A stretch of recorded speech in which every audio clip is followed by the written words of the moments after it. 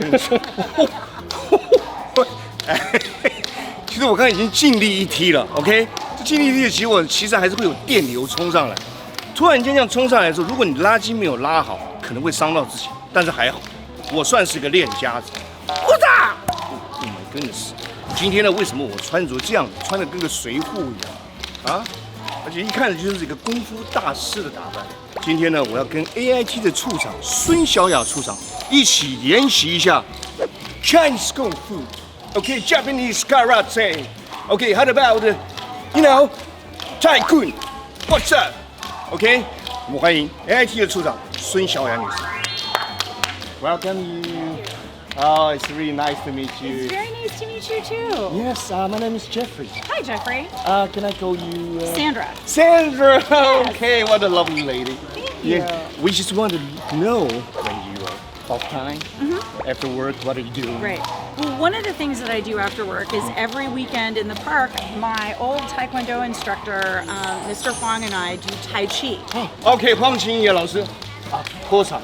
黄老师呢，可以说是这个在国内啊数一数二，跆拳道、空手道、太极拳，已经是宗师级的老师了。So today, we're going to learn how to play Tai Chi. Okay. And I'm the first time to play Tai Chi. Okay, so you should stand in the middle. Okay, I stand in the middle. You should stand in the, so you can look at people on both All sides. right, all right. He's right, I'm wrong.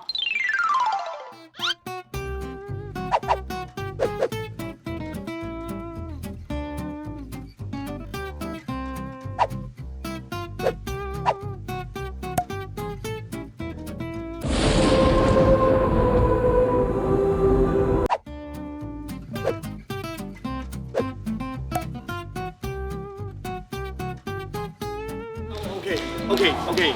So the most important thing is inhale and exhale. Right, breathing. Breathing is very important. It's very basic. It's very basic. Can you show us how to exhale and Yeah, inhale? I mean, you can't really see it. Like, you spend a lot of time like looking at people's stomach and stuff like that. But the key, I think, for breathing, both in Tai Chi and in yoga, is to breathe with your whole like torso instead of just breathing like from your like neck up. 我以前看过那个少林寺的功夫，通常出场都这样。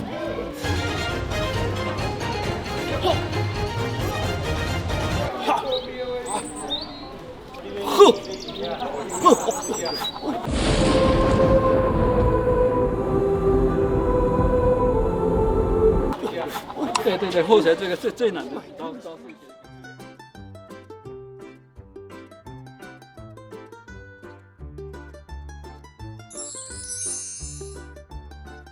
After this, shall we have a meal? Sure, I'd love to. Oh, really? Yeah. Can you recommend a real good restaurant that you have ever go to? So I have gone to lots of good restaurants Okay. in Taiwan. In fact, it's very hard to find a bad restaurant here, to be Okay. very honest. Yes. But I will find a really good restaurant where we can eat some American beef. Oh, I love How about it. that? Oh, Yes. I love it. Excellent. Yeah, I love Okay. a hamburger, French fries. Okay, You know, so American, real like American every American food. style. Okay, You know, you're gonna have to do a lot of exercise after the hamburger and the French okay, fries. and how about Boston style lobster with some cheese? Oh, gosh. Very heavy cheese, and I want some brownie with some ice cream. Brownies with ice Oh cream. my okay, goodness. So you want like the full American Yeah. Like 1,000 I love calories. it. Okay. No problem, because we exercise every day, right? Okay. We work out every day, so we can take it. Okay, 我要跟处长一起去 have a real big meal. Let's go.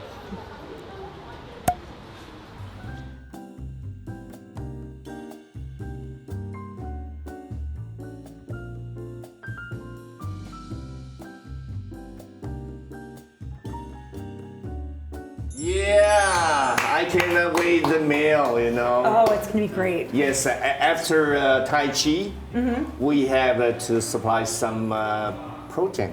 That's right. Why you choose this restaurant? So this restaurant we chose this restaurant for a variety of reasons. First off, it is close to our new office building in Nehu. Oh, okay. And so, it is sort of local to us, in the neighborhood, in the community. It's also one of the longest-standing, largest American beef exporter or importers in Taiwan. So we have a long relationship, commercial relationship with the company that owns the restaurant, and the food is delicious. It's really awesome, and I'm so glad that you let me bring my son. Yes. Have this meal with you. Thank you, my son William. Very good to nice meet you, William. Okay. Yeah. At first, we want to introduce this good restaurant, right? Okay. Chef Chen. Okay, Chef Chen. Welcome, Chef Chen. 欢迎。这是我们的陈崇光厨师大组厨。长好， OK， 组长你好，你好。 OK 好。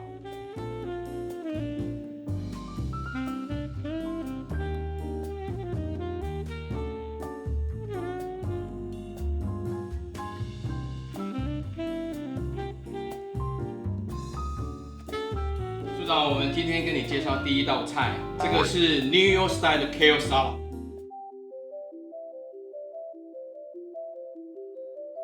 Yeah, and so what do your students think? You know, when companies like American companies, particularly like Micron or maybe Intel, come to recruit, do they think, oh, that's really interesting, or do they think, no, I want to work for a Taiwanese company? Oh, really? No, because we want to know what the youth think. Well, honestly, of course it's a person-by-person case, I'd say. But I suppose generally speaking, people more so look for good work environment, I'd say. Good work environment, and like a job that they're personally interested in. I personally don't really think that the culture or country factor that much. It is more so just a company culture or just a work culture in general. Yeah, because there are a large number of foreign companies in Taiwan, and a lot of them, I think, like Micron, Intel, Google, have been here for 10 years, 20 years. Just like you asked, you know, is Micron an American company? You know, people, it's not clear, right? And I think a lot of people in Taiwan probably view NVIDIA because the CEO is from Taiwan as a very local company, but it's an American company. Oh, it's an American company. Right. Oh, I'm just curious, as a mother and your wife, how could you get the balance between these three? No, but I think that issue of balance is one that working parents, in particular working women, struggle with throughout their lives. Yes. And I had someone tell me sort of early in my career that you can strive for balance over time, but there are times when you need to focus on your family. Yeah. There are times when you can focus on your job. Of course. There are times when you want to focus on yourself. And you need to figure out how to balance that appropriately. And it is hard because I think most people, they want to be good at everything. And sometimes you can't be good at everything. Yes. You need to take one thing and put it in the back seat. Yeah, thank you.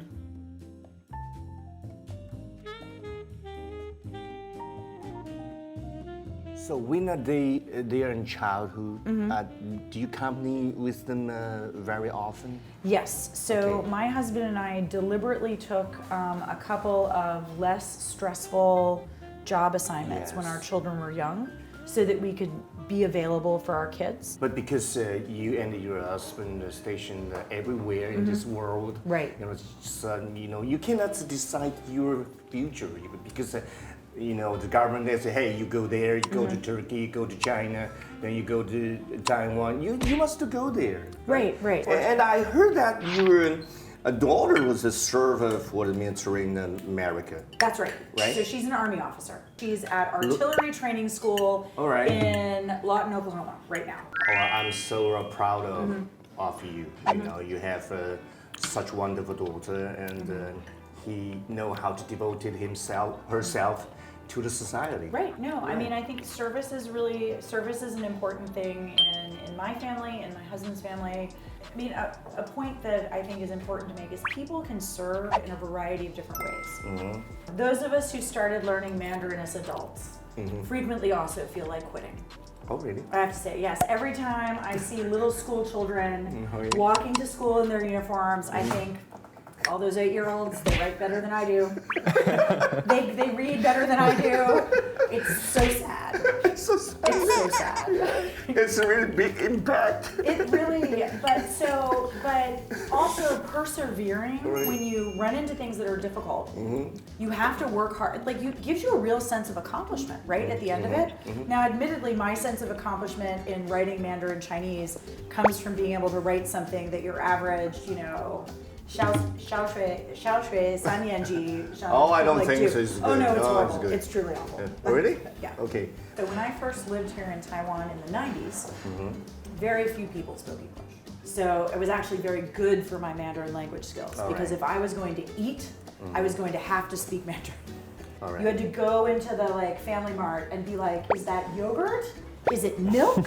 What is that? I want to ask you, now our policy for education is to build Taiwan as a bilingual nation. What do you think about the bilingual? Can Taiwan achieve this? Bilingualism is, I think it's a great goal. Because like you said, learning multiple languages really helps people like broaden your mind, and also learning it at a young age is much more, I guess it's much easier than learning it as an adult. So how to build the good teacher facilities? So Taiwan has invited a variety of, so we have an AIT Fulbright sponsored programs to bring young, kind of recent university graduates here to teach English in primary and middle schools. Oh, in here? Right Here, yes. Okay. So I have had the pleasure of meeting them in Penghu, in Jinmen. They're all over the island and the outlying islands. There are about 200 of them. They are, of course, native speakers of English. Yes. And they're in the primary schools, and the kids can interact with them. They can right, realize yeah, that it's not yeah. scary to talk to a foreigner. Yeah. People were planning on going to Disney World, and they came in with their like 2-year-old baby, and the baby took one look at me and was like, "Wah!" Didn't make me feel good. Okay, that's cool. Because they'd never seen a foreigner before. And so I was a stranger and a strange-looking stranger. And that was too much for the child. Okay. As you know, I'm currently still studying here in Taiwan. And for a very long time, of course, I do have this idea of pursuing higher education in America. Most apparently, of course, because America, in terms of technology, of course, is ahead of pretty much every other nation. So it is natural to go there for further studies. But because I never really had this kind of studying abroad experience, I obviously do have my own opinions on like Taiwanese education system, or like ideas of what maybe American education would be different from what I'm currently receiving, maybe electrical engineering or something of that matter. Okay. Yeah. So I'm going to say, first off, caveat, I am the furthest thing from an engineer you will ever find. As I understand it, you know, one of the things, and I have a nephew who is doing a chemistry PhD program at the Colorado School of Mines. All right. First off, a lot of the schools they're big, and they've got big programs. They're well-resourced. They've got a lot of gear, labs, equipment. You're not necessarily getting just theoretical studies. You also have the practical ability to do experiments, to do lab work. A lot of universities have very close link-ups with industry. So students will do a co-op program, which will build working in the real world into their educational process. So by the time they graduate, they don't just have book skills. It also, to be very honest, helps people understand if they get partway through the program and they're like, well, this is not how I want to spend the next 30 years of my life. So I think that's one really special aspect of US higher education, is it really does work to be not just theoretical, but also practical. Did you encourage most of Taiwanese young people goes to America to study? I think it's a great way to sort of see different places and learn about different cultures and societies. School systems are very different. I was planning on doing my junior year abroad at Peking University in Beijing, but that would have been the fall of 1989. And so after the Tiananmen Square incident in June, all of the international programs were closed. But also, I will say a really nice thing about Taiwan. I've worked in other places like Ireland and Jamaica, All right. which are fairly small societies. Population's not very big, much smaller than Taiwan's. A lot of places where you have really small communities, and this is true in the United States in small towns, people have known each other since kindergarten. They really don't want to make new friends, right? They're like, I know my friends, I know my family, I'm done. Here, I have not found that to be the case. Okay. They know their friends, they know their family, and they still want to make new friends. Yes, Which is a great thing, I think, Yes. about Taiwan society. Yeah. Try this. Oh, beef is good. Wow. Beef is very good. So do you think Taiwan is a very peaceful place right now? Taiwan is one of the safest places I've ever lived. Oh, really? Yes. You know, It's a big challenge right now. I think it is a big challenge, and I think Yes. the view, I suspect, particularly challenged during COVID, when so little international travel was happening. But the sense that I get from the people who live here, people feel confident, people feel calm, that will, keep prosperity and stability just rolling on. Yeah, but even though, but we still have some threat from outside, So we still have maybe some people have some worry about that. So if the boat strait will keep going in peace or not. I mean, I think the best way to ensure deterrence and to ensure continued peace and stability is for Taiwan to continue on the path that it's on. A path of building its self-defense capacity, of being a responsible member of the international community. Maybe sometime I will say, maybe my son, did you have something fear about you were safe in Taiwan? Of course, I can't really say for certainty because a lot of the times I feel like youngsters don't necessarily think too much about the political situation because, well, to be frank, there is little that we can really do. Because here, the Taiwanese media, of course, loves to talk about this kind of stuff. And for pretty much any time, actually. And it is still an ongoing issue of how the older generation who still have affinity for China, because they were born there or like the history behind it, versus people who barely know China's, born here. That thing, you can still see them play out real time, maybe in some households or sometimes in media. So for that, I do think in that sense, there is unrest. I do think maybe on a personal level, there are things that maybe people need to strive for to kind of reach for a more ideal solution. Considering we also will have our own election next year, there are also the other voices saying that we need to be diplomatic about it, right? We need to listen to all voices. And I do think that in a democratic setting where we value freedom, that of course we want to hear all sorts of voices. But of course, there's always discourse and people do always have this tendency of thinking that if you don't agree with me, then you are evil or outright just, someone I don't want to talk to. And I think that still happens with a lot of households in Taiwan as well. For me, I would kind of ask that if there is any kind of goals we can strive for to be more diplomatic, to kind of avoid these conflicts, unnecessary conflicts, is there any sort of advice you would have for the younger generation? You said something, there's nothing that we as individuals can do. A society, a community is made up of a collection of individuals.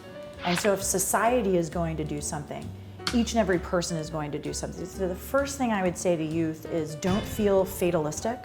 Don't feel like you're not the master of your own destiny, because I think individuals can do a lot. Taiwan is a functioning democracy, a well-functioning representative democracy with great voter turnout.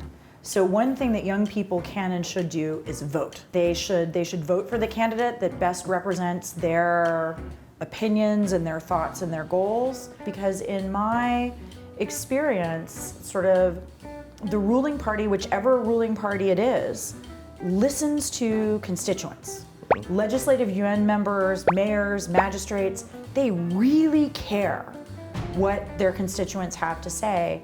And they care a lot about youth voters because youth voters aren't identified with one party or another. For people who are here, young people who were born in the last, say, 25 or 30 years, they've only ever lived in a representative democracy. But throughout the world, that is not the norm. So it is a very precious thing that Taiwan has. Do you think Taiwan, United States, more cooperate in anywhere?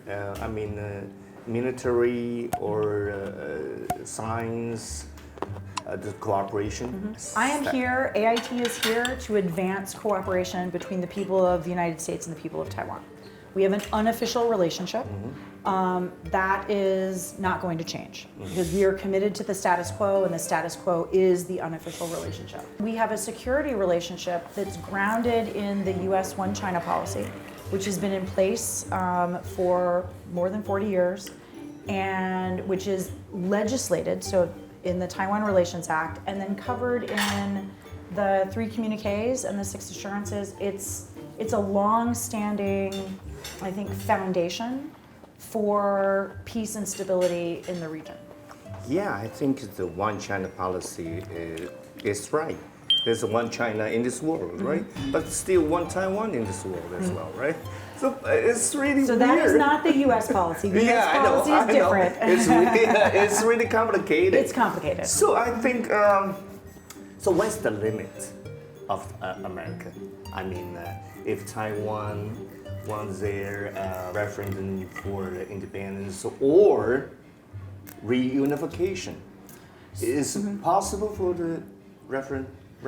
So this goes back to what I said about the status quo. Yes. So the United States is devoted to supporting a status quo in which there are no unilateral changes. Yeah, of And course. certainly no unilateral changes by force. When you meet some official from China, would you please just tell them, never resort in violence, okay? We always say that. We always say never resort to violence. Yeah, don't do that. Right. Because we want a peaceful life. Yes. We want to raise our kids. We've seen sort of on TV the absolute devastation that's happened in Ukraine following Russia's invasion of its neighbor.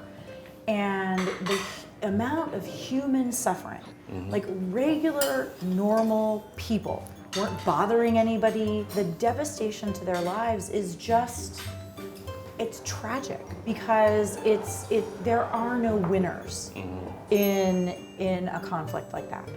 Yeah, so I think the most valuable things in this world is love and kindness. Yes, it can be a bit complicated.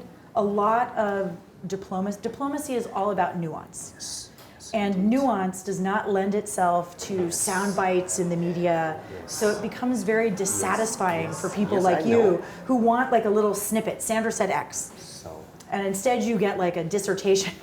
Okay. This is not America doing something for Taiwan. Yes, This is America and Taiwan doing things together. Yeah. Taiwan has a lot to offer the world. It has a lot to offer the United States. Okay. Taiwan is a great partner for us. All right. Are we alive? Are we what? Alive. No. Airline. No. No. No, not airline Because right now. in diplomacy, the term ally is a term of art. Yes. It means you've signed a course. treaty. So Okay. we're partners. We're partners. Partners. We have a good partnership. We're friends and partners. Okay, it's very complicated. It's very complicated. Anyway, okay, we're good friends. We're good friends. We're good partnership. It's really awesome. Thank you for your very clear and a positive answer. And I know. I try to be positive. Okay. And because how can I not be positive with this delicious looking food? Yeah, in front sure. of me? Okay, so now we just eat the dessert. Then we say Thank you. Thank you. And so much. Maybe next time. Yes. All right. Okay. Okay, maybe next time. Okay. While I'm gazing through my window tonight, I'm remembering the things I have done in my life. Oh, making one or two turns that weren't really what I planned. Sometimes the choices I made have been hard to understand. Better get ready, I'm ready.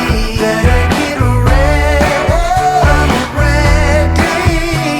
Ready to do all that I gotta do today.